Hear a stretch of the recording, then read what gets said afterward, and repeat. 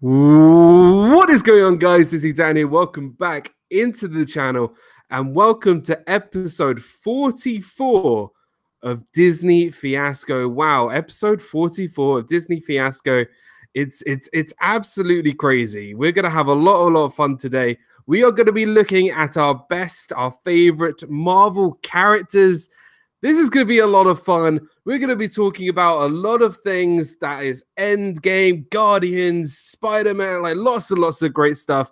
But firstly, I would like to welcome a Disney Fiasco debut. And that is Kyle from Eye to Eye, Disney Through Our Eyes. Thank you so much for joining me for your first time on Disney Fiasco. Dan, it is great to be here. Thank you so much for inviting me to be on here. I've been watching Fiasco for, a few months now, and it's quite entertaining. I will say that, and I enjoy y'all's topics and everything that y'all just get into on the show. It's such a great one to get involved in if you're part of the Disney community. Well, I mean, like, I've been wanting you guys for quite a long time. I really enjoy your trivia nights, and you have some really great. You kind of like, whenever you're not at the parks, you do some really great things at home. You pretty much bring that Disney side home with you, and it's really great. And I really enjoy the knowledge that you have of Disney. And if you just want to talk about some of your, what you do on your channel, just give yourself like what can we expect when we jump onto Eye to Eye, Disney Through Our Eyes? Yeah, sure. I can share a little bit about that. So the channel is actually with myself and then my better half, Jessica, my wife. She's unable to be here because she's under the weather a little bit, but so she apologizes for that. However, I think her as a budding Marvel fan would probably be a little bit taken aback by this topic, and she'd be like, "Oh, I don't know who to choose," but I'm having trouble choosing as well. But we'll get into that in a second.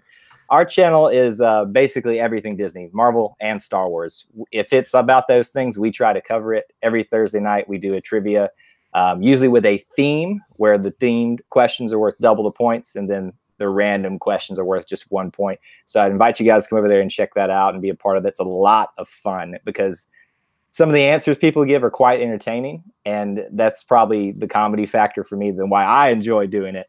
Not because I know more than them, just because I love to see what people want to type in really quickly. We also do several other things like Disney vlogs when we can. If there's something topical out, whether it be Galaxy's Edge is about to open, or an anniversary. So one of the things we really like to do is called Do You Know Disney, where I quiz Jessica on a Disney attraction. Spoiler alert, she doesn't know Disney. But all kinds of stuff over there. If you like Disney, Marvel, Star Wars, it's all on that channel for you. Fantastic. Well, guys, please go check out Eye to Eye, Disney Through Our Eyes. Kyle and Jessica do a fantastic job.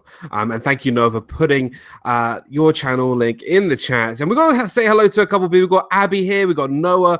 We got the Jedi Balloon Master himself back. Zippity Doodad, thank you so much for subscribing today. I really appreciate it. Welcome aboard. Rachel and June from Disney Life of Ours, welcome into the stream. Lasercat, Only One Kenobi, one of my favorite YouTube channel names. Welcome into the stream. Yo, Dan, just been watching Resort TV 1 all day at the Magic Kingdom. So guys, I know Josh and Jenna are live right now, partner power channels of mine. So once we finish Disney Fiasco here, please go check out Resort TV 1, my friends Josh and Jenna, as well as Steve's World and Mouse Talk. They're going to be doing a sports stream together, so mainly American sports. Europe sports are better, but not saying anything. Hey, yeah, go check out those guys as well. Disney Nerd Editors is here, Steve's was here, the Shep family are here, Lasercat, really wonderful people in the stream right now. Please make sure we're hitting that like button, subscribing to the channel, and turning that notification bell on. And we'll get started with Disney Fiasco episode 44. I can't see anything on the screen. I'm on a train right now, and the Wi-Fi is terrible. Just came to say hello. Well, thank you, Lasercat, for stopping by. And I'm sure once you get a little bit of Wi-Fi, you can see our beautiful marvelous, get it? Marvelous I love it. faces. Hey, Chris, Disney World Adventures, welcome into the stream. Melissa, welcome in, Melissa. Good to see you as well. So a lot of great people in here tonight. Thank you so much. We are having a really awesome time. And we're going to talk about today our favorite Marvel characters. Now, this week has been a massive Marvel week. It's been crazy.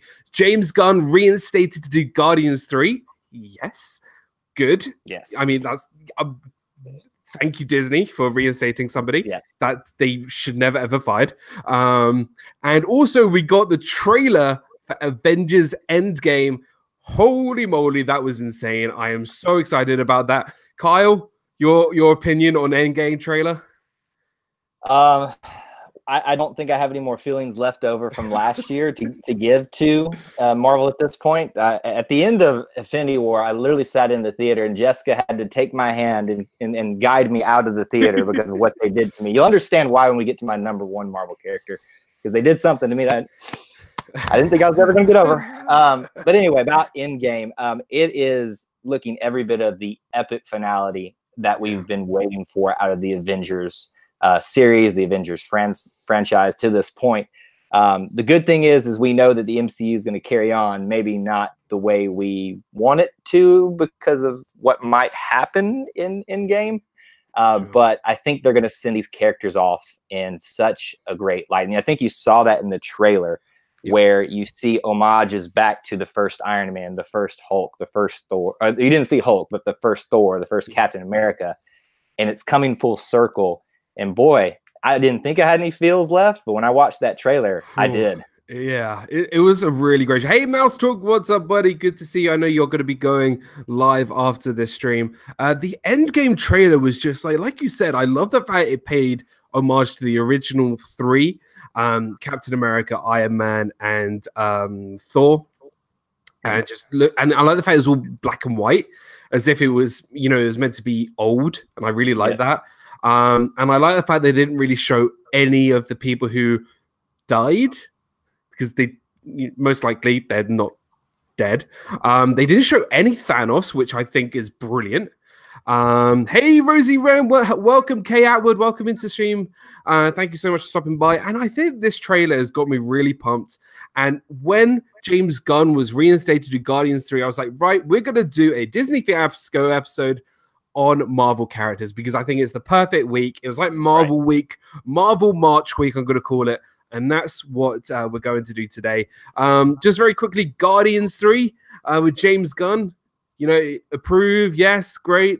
Yes, I completely agree with the decision. Not to get into the controversy behind the statement, but I think it was, I understand why Disney made the decision that they did. Not that I agreed with it, but I am happy to see that, maybe after some investigation, they brought him back, because I don't know who you would have to fill the shoes in the director role other than James Gunn for Guardians of the Galaxy. I mean, if I really tried hard, I could probably think of a few names, but I think that what he has done for a group of I was going to say Avengers, I guess technically they are Avengers now, but a group of Marvel characters that not a lot of the mainstream knew about and made them a household name. Right. I mean, when did you think that you'd be seeing in the American Pavilion a show featuring Star-Lord and Gamora? I mean, come on.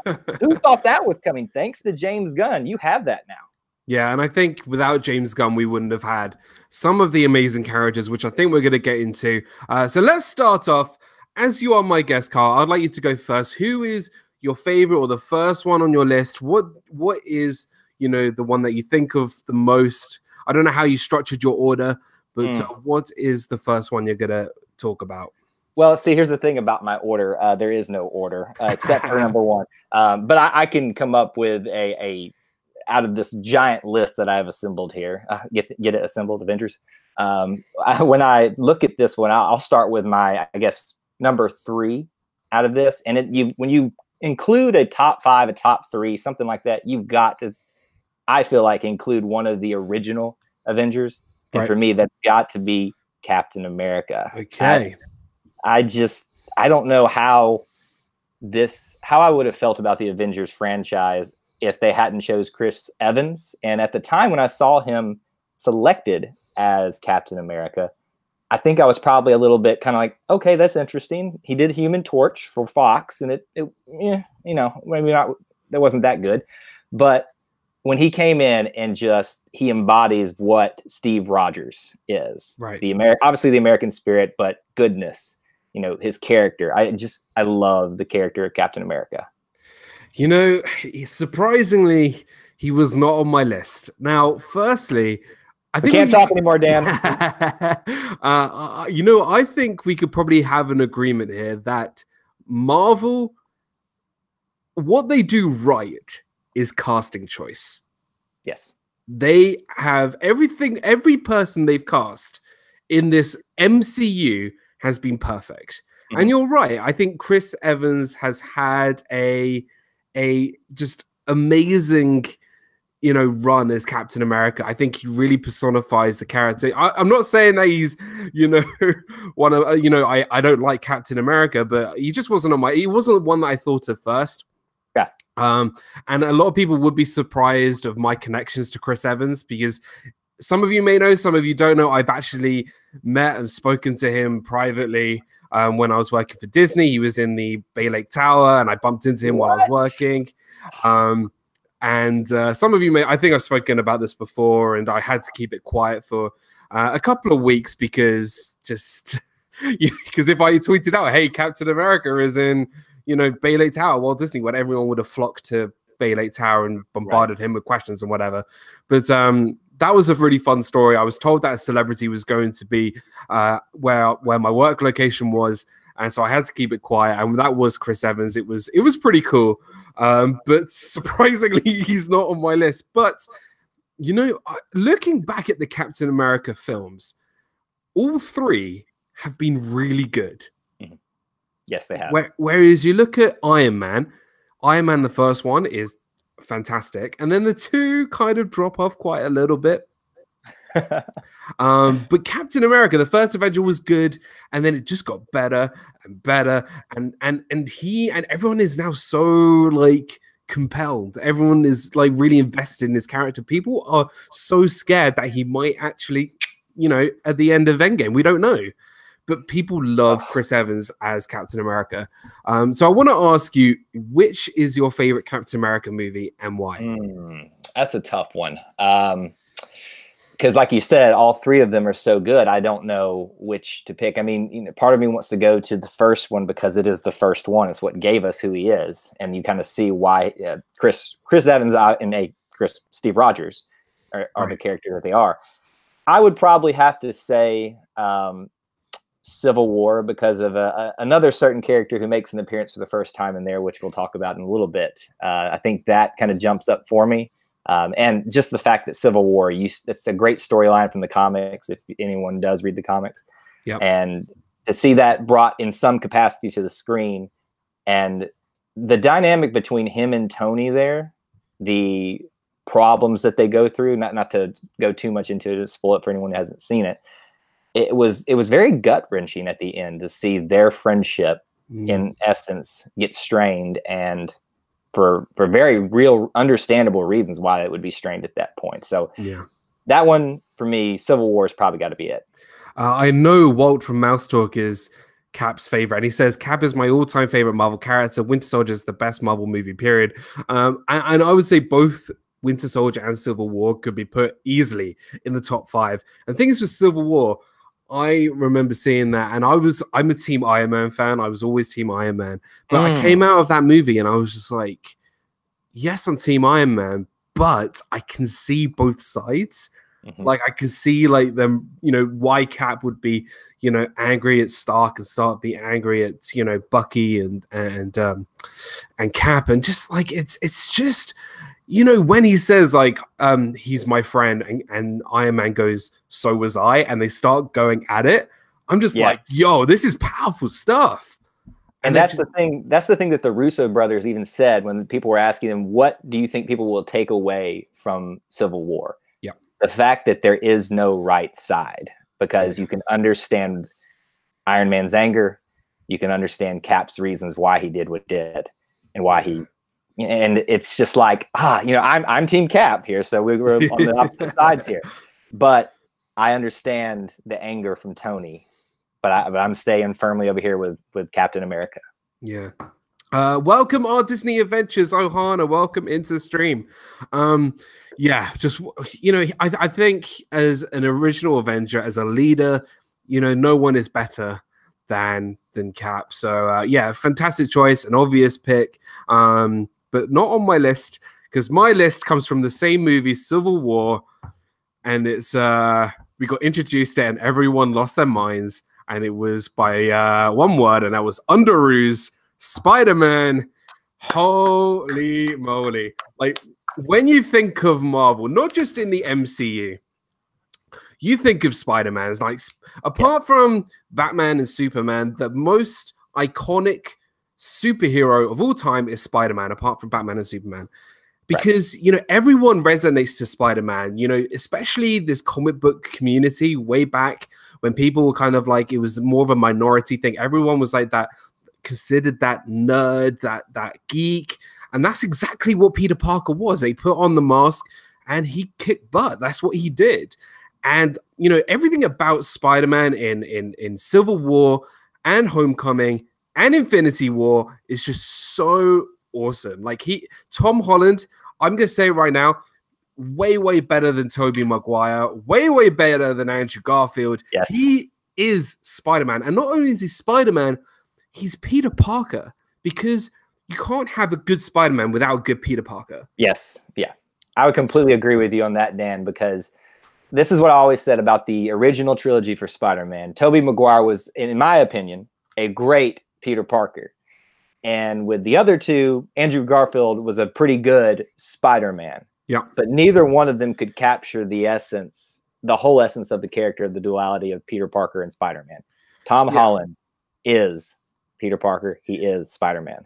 I would say Tobey Maguire is a good Peter Parker if he didn't look like he was in his 30s. True. Because he doesn't look like he's a high school kid. That's what you know, or anything like that. So, but Andrew Garfield did play a great Spider-Man. Hey Hannah, what's up? Thanks for stopping in. But yeah, no, he played a really good Spider-Man, but those movies sucked. They weren't great, the Amazing Spider-Man films. But Tom Holland, I think, does an amazing performance. So many iconic lines in like Civil War. He says like, "Hey, dude, I think you lost this," and he throws that like thing against. I can't remember if it was Falcon or Winter Soldier. Yeah, like crushes it, and you know, just like, and he's just like the whole like, "Hey guys, do you remember The Empire Strikes Back?" Yes. And he's just like with the walking thingies. And it's just he really captures like everyone's like, he's a kid. That's exactly what he is. Zippity Doodad says, my friend's 3-year-old the other day shook my hand and said, "Hi, I'm Peter Parker." That's great. Disney Nerd heard to say that Marvel movies are exponentially better than the DC movies. I think we can have a whole different conversation about Marvel versus DC. Yes. And thank you, Steve. I really appreciate that. But, you know, Peter Parker, Tom Holland, Spider-Man, and everyone was just, I'm not going to lie, I was so, like, upset in Infinity War when he died, right? Like, because he built that relationship. You're making me relive it. You're making me relive it right now. But he built that father-son relationship with Tony. Yeah. And, like, apart from, like, you know, you see Black Panther fade away, you see Groot and the Winter Soldier, and you know, you kind of feel it for them, but it's even more with Peter Parker because he's a kid. Like, you know, he's dying, and he obviously is going to be scared because he's like that friendly neighborhood Spider-Man. So, look, I think Tom Holland does an amazing performance. No doubt he's on my list. All right, the Shet family, we'll catch you in a little bit. Melissa says none of them did. They all looked 30 apart from Tom Holland. So Tom Holland doesn't look 30. He looks younger than me. That doesn't really say much. Yes, same here. So that's my pick for my number one is Spider-Man. Of course, had to be on my. Now, is Spider-Man on your list? Yes, coming up soon. Coming up soon. Well, I can go if you'd like me to. I can go ahead and go on about him. We'll go ahead, and then replacing Spider-Man, you can use one of your honorable mentions instead. Okay. Cool. So why Spider-Man is on your list? Spider-Man would be my very favorite one on my list, and because of the exact same thing you just said, because he is the everyman, because he is representative of this group, that group. He is every man and every woman. Everyone can relate with Spider-Man, and the guy who's always beat up on, made fun of, but then when he puts on this mask, he's a whole different guy, this powerful being. And I have this debate quite often with people. I would argue with anyone that there is no superhero, supervillain in the Marvel universe that can defeat Spider-Man. Didn't say that he couldn't beat everyone, but no one can defeat him because of his Spidey sense. I've gotten into hours worth of debate. Interesting. Yeah. With people about that. He is by far my favorite character, and I'm actually, you can't see it right now, but I'm wearing a Spider-Man shirt right here. Nice. That's what you were hiding earlier. That's what I was hiding from you, but it's here on me. I always have to wear it when we have a topic like this. And I think you cannot talk about Spider-Man without bringing up the quote that is, it's not controversial where it comes from, but we get it from the Spider-Man mythology, the great power with great responsibility. Sure. And I think that's something a lot of people can relate to as well, is that when you do achieve this power, you get to decide how you use it. Will you become a supervillain, or will you become a Peter Parker and use it for the best of your abilities? And I think that, to me, is, it's a good lesson for people to latch onto and to take hold of in their lives. Nice. Melissa says, I meant all the characters look 30 with Tobey Maguire, Kirsten Dunst, and James Franco. Yeah, it does. Yeah, they all look kind of 30. And you're right. The whole great power, great responsibility thing. We don't hear it in Homecoming, but we can kind of see it. You can feel it with Tony and Peter. Right. And I think they just have a great relationship, and I think he's a perfect casting choice. And I'm really excited for Far From Home. Far From Home trailer looks great. We've got Jake Gyllenhaal as Mysterio. Like, when have we ever seen Jake Gyllenhaal in like a comic book movie? I'm really excited by that. And apart from, I would say, Batman, Spider-Man has the best villains. Thank you. Yes. Yeah, he's got the Green Goblin. He's got Dr. Octopus, the Vulture, Michael Keaton, one of the best villains in the Marvel Cinematic Universe, in my opinion. The best in the Marvel Cinematic Universe. One of them. Maybe we'll have to do another one with villains. He's definitely up there for sure. And he's got, even like characters like Scorpion and just Mysterio again in the comics. So yeah, Spider-Man for sure has to be on our list. So yeah, now I'm gonna head over to your second pick. Guys, please make sure we're sharing out the stream, hitting that like button, subscribing to the channel, and just share everything on Twitter, Instagram, and get everybody into the conversation. What is your second pick, Kyle, for your favorite Marvel character? Let's see. Again, trying to reorder these things here because there's just too many. I change my mind quite often on it. And I think for me, especially because of what's gone on with this character in the movies, I really like his story thus far. It's got to be Hawkeye with Jeremy Renner. He is basically a forgotten character, kind of a throwaway character in the first one until the end, and just kind of used as a vessel for the plot. And then you see him take on this whole other side in the Age of Ultron, and he becomes the father figure to Scarlet Witch, you see, and Quicksilver to some degree in that movie. And you kind of learn more about him and what's going on in his life behind that. And now, if you've seen the trailers for Endgame, some serious stuff's about to happen with him. And it's going to be a gut punch, I think, for a lot of people that haven't picked up on it yet, that what's probably happened with the whole snap thing for him. So Hawkeye for me, with Jeremy Renner behind it and the humor he brings. And I think it's one of those, we're in a universe full of characters that can shoot webs, that are indestructible, that have a spinning shield. But, a Robin Hood type character is something that seems somewhat attainable to some people if you just want to go out and practice archery all day. I think that he's one of those type of heroes that's a good entry level hero for people to connect with in the Marvel Cinematic Universe. And I mean, just looking at the trailer, we all know that Hawkeye is going to have a massive role in this movie, because people, I'm not gonna lie, people were really annoyed that he wasn't in Infinity War. Right. Like they said, like, where's Clint? And like they would say, yeah, he's gone. Like he's with his family or whatever. And people were really, there was a bit of backlash because he didn't really have a massive role. Like he had a big role in Age of Ultron. He was possessed in He was mind controlled in the original Avengers. He had a tiny role in Thor, but nothing really came of it. And I think now, he's not the strongest Marvel character. He's not the most powerful Marvel character. He's not the smartest Marvel character. He's like your everyday guy who's very good with a bow. And now it seems like he's ditching his bow and he's maybe taking on a different persona. A lot of people said he's going to become Ronin, which is another character in the comics. So maybe I feel like he's going to have a very, very big role. Team Mary Ellen Clark, welcome into the stream. Christy's Corner, welcome into the stream as well. Thank you so much for stopping by. And so let's have a look at the chat. So Melissa says, I love Tony's tech. I absolutely love the first Iron Man movie. I'm sure we'll be talking about Iron Man very, very soon. They like our opinion on Hawkeye. He's my favorite because he has no superpower and is awesome. Well, Chris, that's a really great reason to like Hawkeye, because he really doesn't have anything really. He's just his family is the most important thing.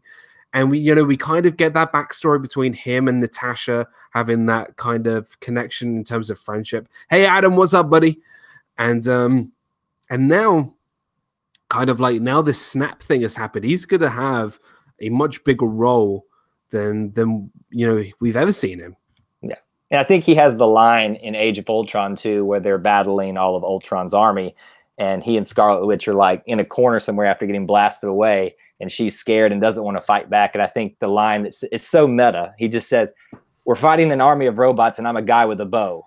What's going on here? Yeah. It's the best line in the entire movie, because he's the only one that's self-aware of what's going on. Why am I even helping these people out? I can't do anything. I can't leap buildings. I can't fly. I can't bring thunder down. Yeah. He's just a master assassin. That's what he is. Yes. Christy's Corner says, I always thought his daughter becomes Hawkeye. Now, that could be really interesting. I really do think that is a big possibility in Endgame. Melissa says, Hawkeye is underrated. Adam says, funnily enough, I didn't know your topic tonight, but Ebony and I are watching Avengers Assemble right now. Yeah. Also loved Captain Marvel. Really great pick. Hawkeye was not on my list. Clearly, I have not gone for anything from Team Cap lately. But no, really, really great choice. My second pick is a character from the Guardians. And I love the Guardians of the Galaxy. But I am also a big professional wrestling fan. Oh, really? I'm a big professional wrestling fan. Wow. And when I heard Dave Bautista is going to become Drax the Destroyer, holy moly, I was so excited. Like, this is going to be a great casting choice because, he's a big guy. This guy is huge. And to go into an acting role like Drax after coming off of a film like Spectre as being a tough guy, it's going to be interesting. And I just fell in love with Drax. Like, he is the comic relief guy in these movies. Like, he is just hysterical, but underneath that, how much depth of a character he has. Like, with all the things that I've been standing here for 30 minutes, or when he's just laughing hysterically at Mantis touching Star-Lord in Guardians of the Galaxy 2, or him when he goes, my nipples in Guardians of the Galaxy 2.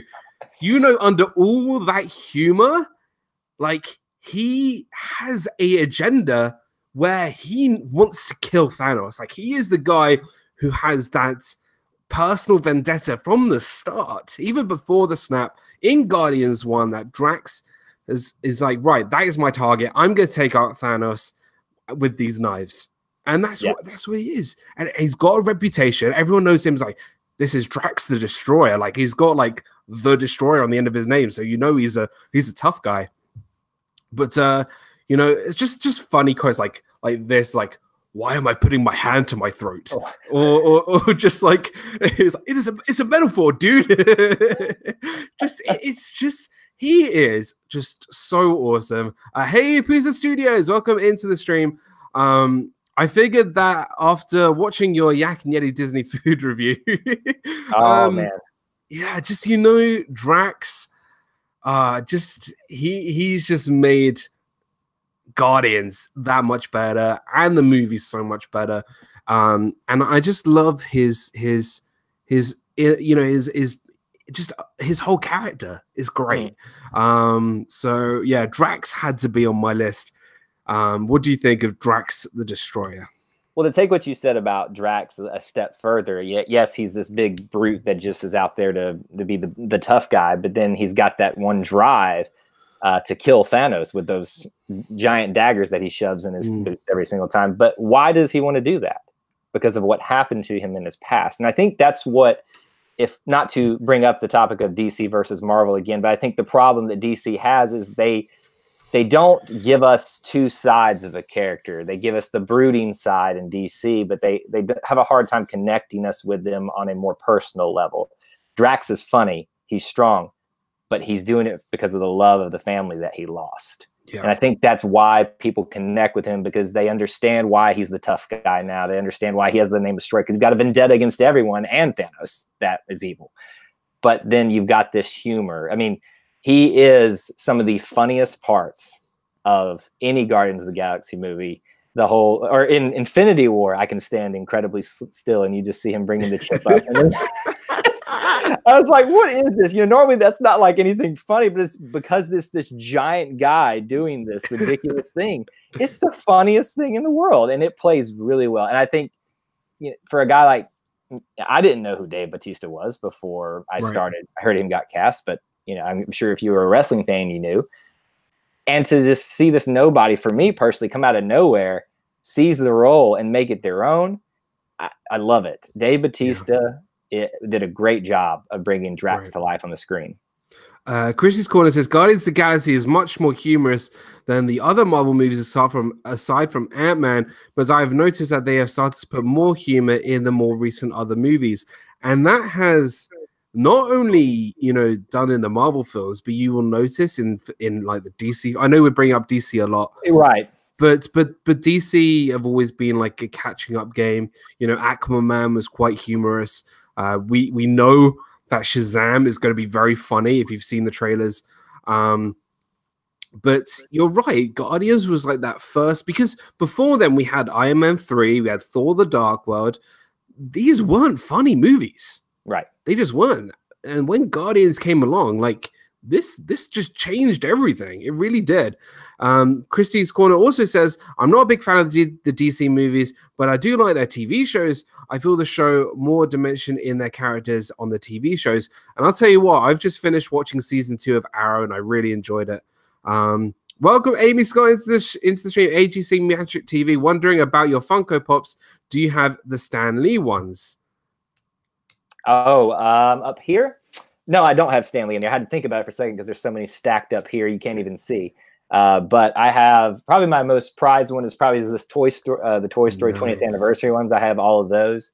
But then all of my Marvel ones, I take that back. My Spider-Man Funko Pocket is my favorite. Come on. I mean, it's my favorite. I've got the Infinity War one. That's pretty awesome. Oh, that's the one I have up there, the Iron Spider one. And I used to laugh at people that collect pops. And now look at me. Now, once you get hooked, like it just never ends. Hey Sherry, what's up? Good to see you. So yeah, Drax the Destroyer is my second one on my list. And Zippity Dude's dad says, "Gotta grab some dinner for the family. I'll see you guys. It's a great stream. Thank you so much, Zippity Dude, our dad. Really appreciate it. And thank you so much for stopping by." So Kyle, what is the third one on your list? Oh man. Well, I hate to bring the room down. We've been talking so great about heroes, but I don't think you can have a great universe if you don't have a great villain. And, I've already said, and I think I misspoke. It's a debate for me. I think the Vulture is the best overall villain that's been created by the Marvel Cinematic Universe in Spider-Man Homecoming. But there is a villain in Black Panther. And I'm not talking about Killmonger, that I think they were very short-sighted in the way they did away with that character. Because to me, you've got to have characters that have backstories that have a little bit of sympathy, so you can kind of connect with them. That's why Thanos is such a huge character, because we understand why he's doing it, and no matter how much we disagree with it, in maybe small ways, I don't know. That's convoluted. We're not going to get into that debate tonight. But my pick for my favorite is going to be Ulysses Klaue. Nice. And because he is just a maniacal, doesn't care about anyone else in the world villain. And there's something to be said about that in the movie, where that used to be the trope, is that they just were the ones that, did this with their hands and, made laughs and just kind of always were trying to take over the world. We kind of moved away with that, or moved away from that in the MCU, and had more character-driven villains. And we kind of, with this guy, had just the guy who's just out for himself, and he's just crazy. He's funny. That's another thing I love about him. And I love that we got to see him in Age of Ultron. And I love that you obviously saw him in Black Panther, being very connected to that storyline. And I hated that we had to do away with him way too early, I thought. That is a pick that I honestly, if you told me what any of the characters you would have picked, I wouldn't even clocked that one. I would never even thought you would have picked Ulysses Klaue from Black Panther, aka Age of Ultron, as well. What a great choice, because he's kind of like the first guy you really meet that sets up the Black Panther universe, kind of. He's the guy he talks about, having experience being in Wakanda. I loved the Black Panther trailer, where he goes, everyone was thinking of El Dorado, thinking in South Africa, but actually it was in Africa. And he's had real experience with the Wakandan people. And it just, it says to them like, hey, these Wakandan people, these are really powerful, savage people. Like, these are powerful tech people. And he's a villain, but I think you're right. He deserves more. I felt like he could have come back for a sequel, or be another side character, because look, don't get me wrong, Killmonger was a phenomenal villain. Yes, very good villain. He was very good. Michael B. Jordan does an amazing performance. But, Klaue he was a really fun villain. And you see him in I don't know if any of you read the comic books. He has a big role in the comic books, how he's always been up against Black Panther. He's pretty much Black Panther's arch enemy, pretty much. Yeah. And here's the thing about Klaue too, is a couple things about him. I think another way that you connect a audience with a villain is you make them feel like they have a deeper history than what they're seeing on camera. So when he mentions, I've been to, Wakanda, that's the El Dorado that people were always looking for. I've had this experience. I have these marks on my body from being, not tortured, I wouldn't say is the right word, but they gave them a reminder of the crimes he committed there. He set up the Black Panther world for us and ushered it in, but he also makes you feel like there's a lot of untapped history and stories there that we should know about, but we don't know about yet. And so I like that about him too. But I think he would serve as a great villain to always be around in the Marvel universe. He never really died. He never should have died. He never really dies. He's always that guy that is like at the beginning of the movies that they're chasing, and he always seems to get away or break out of jail. Yeah. I think the Marvel universe needs that type of character, and I wish they had kept him around for that. Yeah, but he is a great pick. I really do enjoy. It definitely was not on my list. But because you surprised me, I'm going to actually change my last I love pick. it. I'm going with a unexpected pick. This guy, hey, the Lucky Minute, welcome into the stream. I'm going to go with a guy who had a one movie appearance. Well, technically, Klaue had two, but he was mainly in Black Panther. Right. But I'm going with a guy who was in one movie. Again, going off Drax with the whole funny aspect. This guy just got me laughing out my seat. He's made out of rocks. And that is Korg from Thor Ragnarok. I love it. Oh my god. hey man, just a little rock paper scissors joke. Just this guy is just he's just hysterical. He's like I'm gonna start a revolution, but I ran out of pamphlets. It's not a circle, it's like a freaky circle. Like it's just Taika Waititi is a genius. Yes. He is one of my favorite directors. If you've never seen what they've done in the Shadows, it's a vampire flick directed by Taika Waititi. It's just a great film, and what he did with Thor Ragnarok and what he did with Korg, just brilliant. Like this guy is hysterical. If you've seen like interviews with Taika Waititi, you can like just tell like he is Korg in a nutshell. Like he is Korg, he is Korg every single day. And I love the fact he has a New Zealand accent. I love the fact like he's made out of rocks, and he's like he plays on the fact of rock paper scissors joke. Yep. Like he's breaking that fourth wall aspect. You know, he's like he's talking about the scene with the hammer. It's like the hammer pulled you off. It's just so funny. Yeah, the director Taika Waititi does the voice of Korg, and is CGI'd as him, and just he's just hysterical. Like he made that movie for me. Like I was really enjoying it anyway. I love the fact that Thor got a complete redo. He kind of needed something because Thor was just like he was getting very bland. There was no real character development going on with him, and then they completely was like, "Hey, we're gonna change Thor completely. You know, make him funny, make him feel like he's lost everything." And the fact that you have Korg and Jeff Goldblum in the same movie is just it was genius. It was absolutely genius. So because you went with Claw and a pick that I didn't think you were going to pick, I've gone with Korg, and I think people love that pick. It's a great pick. Awesome pick. Dan says, Steve, I wonder Korg could be in Avengers Endgame. Look, I hope Korg made it out with Valkyrie before the ship was destroyed, because they said like they killed like 50 people, like half the population on the ship or something. I don't know if some of them escaped. I hope Korg is still out there some way, somehow, because I think he's too much of a if he came back in a movie, I think people would lose their minds. Well, just think about it. I mean, he could just be an asteroid out there floating. He is a pile of rocks. So, I mean, he could just be floating around waiting for the right moment to crash into Thanos on Titan. So, it's a chance that he might still be out there, Dan. I mean, listen, he's just so casual. It's like, hi, I'm Korg. This is Meek. Meek? Oh, Meek. Oh, Meek, you're alive. It's brilliant. Like, he's just a great character.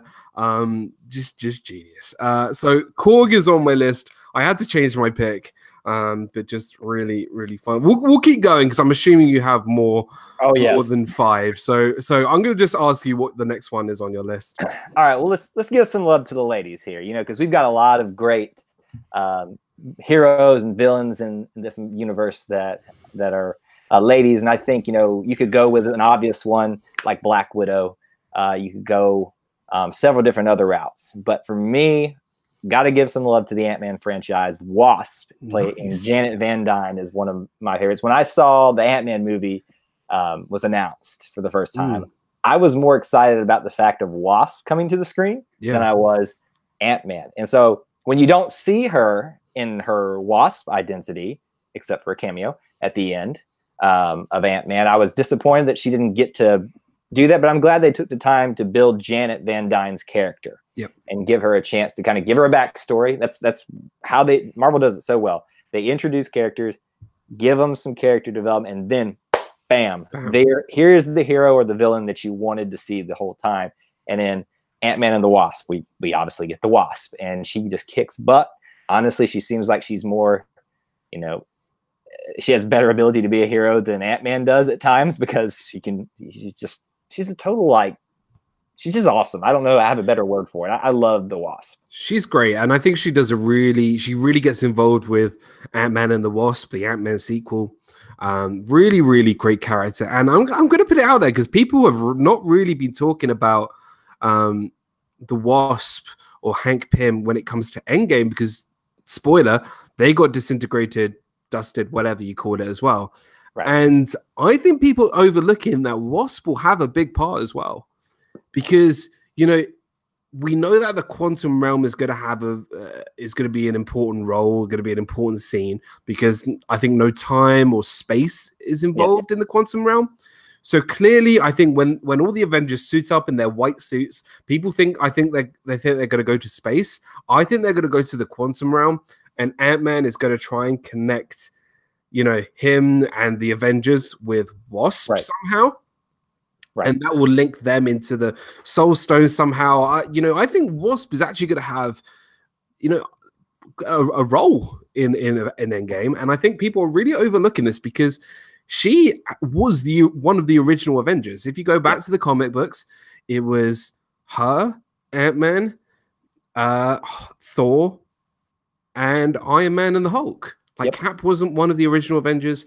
Wasp was. And I think Wasp is going to be a big key, character when it goes to the Avengers going forward. And no, that's a great pick. And I think, in terms of female characters that you've chosen, she's definitely an underrated female character, because a lot of people think of Black Widow or Shuri or Scarlet Witch. Really, really great choice. Love it. My fourth pick, I'm going to go with a character that I should have put as third, which I did put as third, but I changed it to Korg. And that is a character that I really do enjoy quite a lot, and that is Doctor Strange. Yeah. Benedict Cumberbatch. I love Sherlock. Have you seen Sherlock? I have seen bits of Sherlock, but I've never sat down and watched it. It's got Benedict Cumberbatch and Martin Freeman. Come on, it's great stuff. It's a great show. And when I found out he was doing Doctor Strange, I was really excited, because I love magic and that kind of thing, the mystical kind of aspects. And I was loving the fact they're bringing magic into this whole Marvel universe. I was wondering how they were going to do it. The movie I thought was really good. I'm not saying it's my favorite Marvel film at all, but I wouldn't say it's the worst at all. I would say it's around middle to higher of the pack. Right. And I think he's great. I think the cloak he has gives a personality all to itself.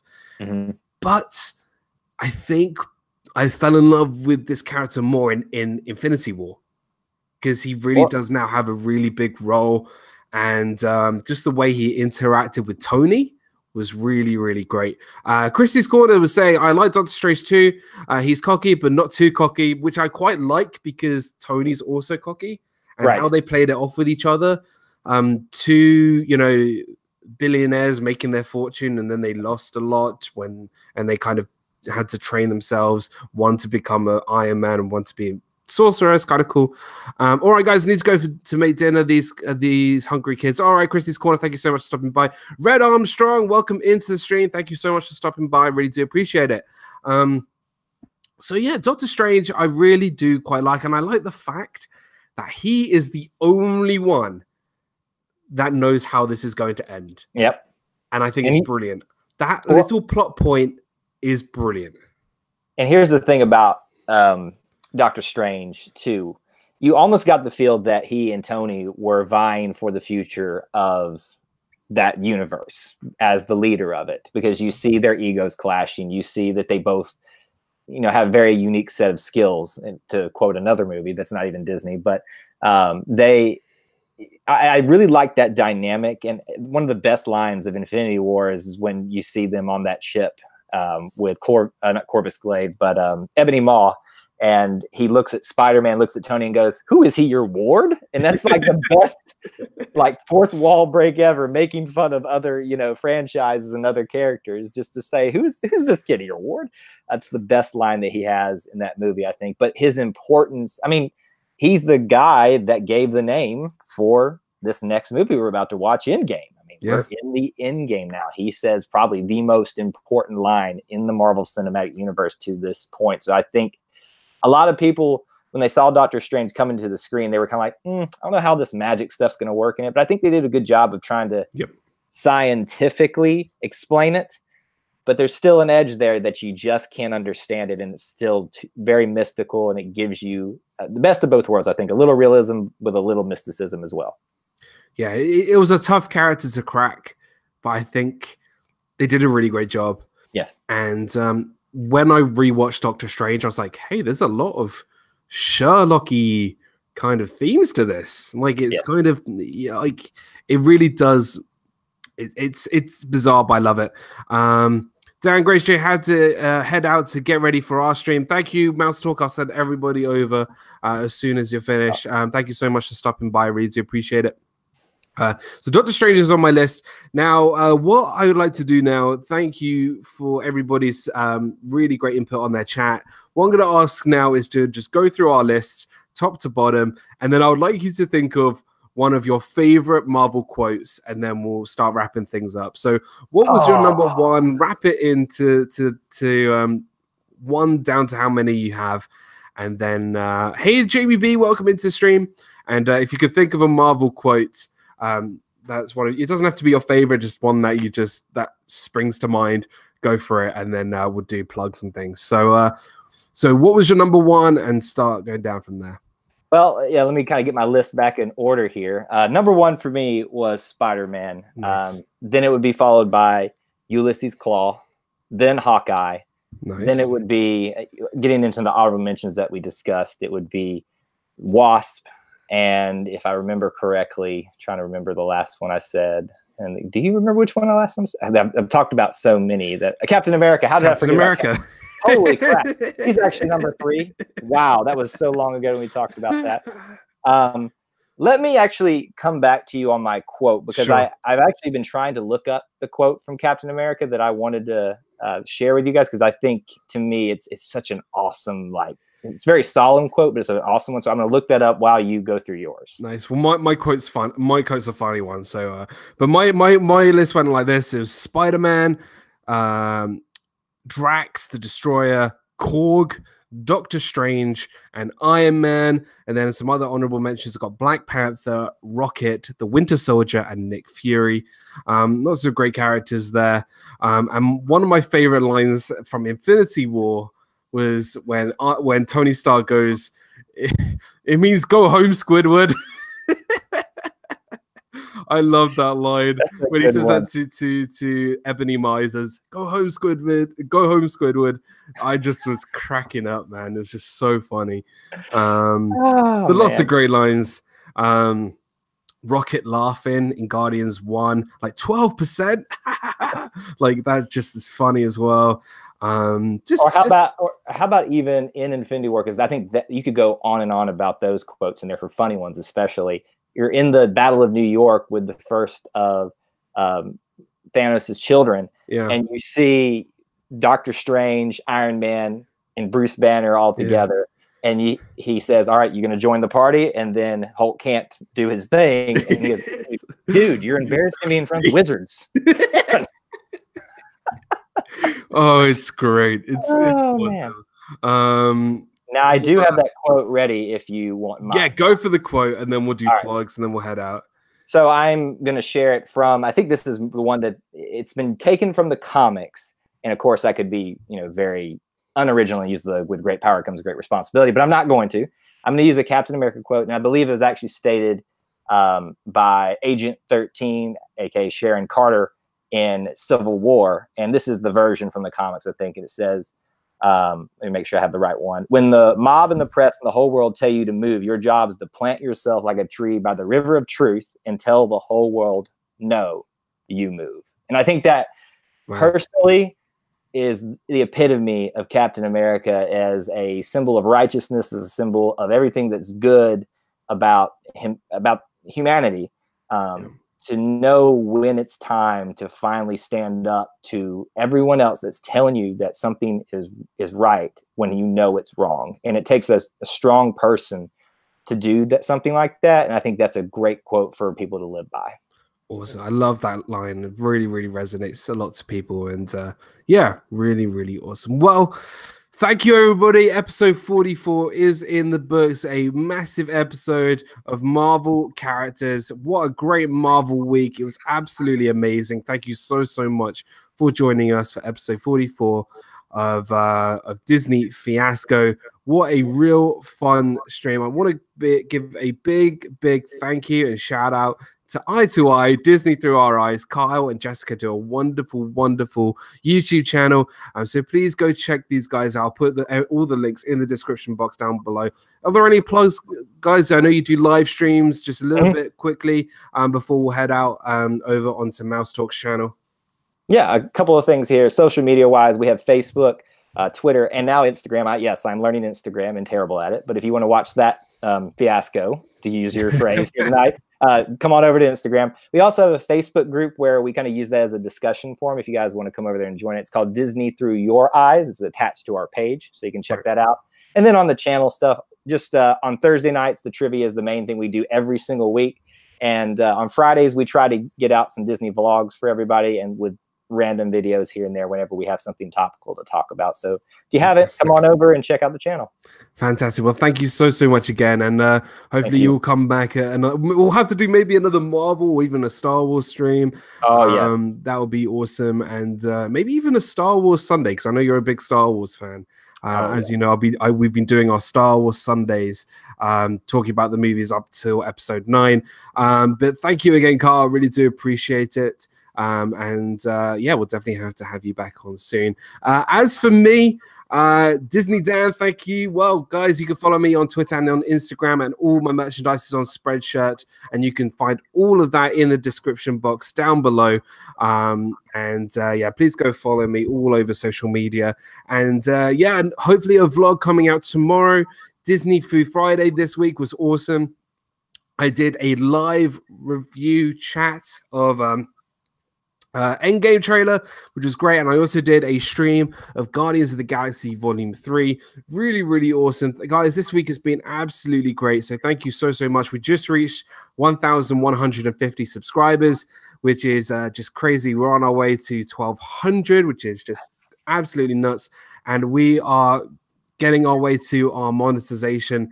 So guys, if you could help me out, I'd really appreciate it. If you want to just run my videos in the background on a separate tab, you can mute it, whatever, just run them through, and then I can get my monetization, because you guys know I'm going to be doing my 24-hour sponsored charity live stream for Great Ormond Street Hospital once I do get monetized. So please do that for me. It really means a lot. Please go check out my partner channels, Corey Fiasco and Mickey's Magic. Thank you, Noah, for putting the links in the chat, and also go check out all my power channels in my in the chat and all over. You know my power channels, especially people like Rob Fuzz, who's here, Steve's World, Artist Adventures, Mouse Talk. I'm gonna Eye, of course, Christie's Corner, The Lucky Minute, everybody here, Abby from Main Street, Mickey.